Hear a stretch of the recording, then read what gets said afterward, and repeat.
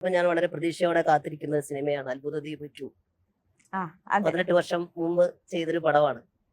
ഇപ്പോഴും ഞാനന്ന് വണ്ടി ഓടിക്കൊണ്ടിരിക്കുന്നതിന്റെ മൈലേജ് കുറച്ചൊക്കെ ഇന്ധന അത്ഭുത ദ്വീപ് തന്നെയാണ് ഇപ്പോഴും. അപ്പോൾ അതിന്റെ സെക്കൻഡ് പാർട്ട് വരുന്നു എന്ന് പറയുമ്പം അതിനകത്ത് ഇപ്പോഴത്തെ സാങ്കേതിക മേന്മ, സാങ്കേതിക തികവ്, ഇപ്പോഴത്തെ സിനിമകളുടെ എല്ലാ തരത്തിലുള്ള ഒരുപാട് ടെക്നിക്കലായിട്ടുള്ള ആനുകൂല്യങ്ങളെല്ലാം ഈ പുതിയ പടം മിക്കവാറും നേടിയെടുക്കും. അത് ഒരു പക്ഷേ കാഴ്ചയുടെ ഒരു നല്ലൊരു അനുഭവമായിരിക്കും.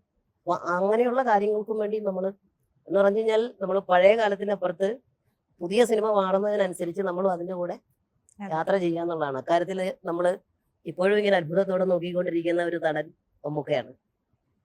അപ്ഡേഷന്റെ കാര്യത്തിൽ മമ്മൂക്ക രക്ഷയില്ല. തീർച്ചയായും. നമ്മള് അത്ഭുത ദ്വീപ് ആദ്യ പാർട്ടില് ഒരുപാട് സാഹസികങ്ങളൊക്കെ ചെയ്യുന്നത് കണ്ടു. സെക്കൻഡിലും അത് പ്രതീക്ഷിക്കാവോ?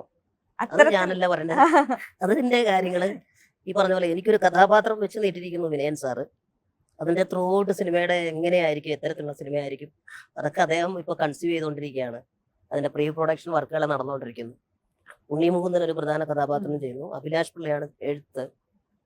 ഞാനും ഇങ്ങനെ എന്താ പറയുന്നത്, വളരെ ആകാംക്ഷയോടെ കാത്തിരിക്കുകയാണല്ലേ എന്താണ് വരാൻ പോകുന്നത്. അതെ.